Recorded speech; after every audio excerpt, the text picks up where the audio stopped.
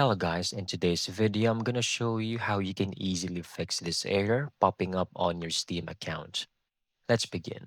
First, I want you to make sure that your Steam client is closed. You can click over here and right click on that application and completely exit or end the task, right?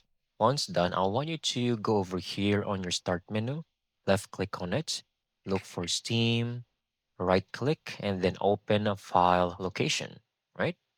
And then on the shortcut, right click again and then go to properties, right?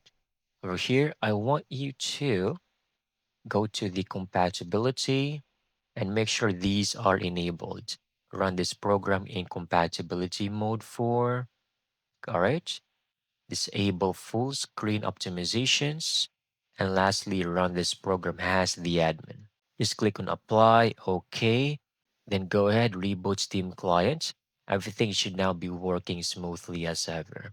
And that's it. That's how you can easily get this done. Thank you so much for watching. I hope you found this video very helpful.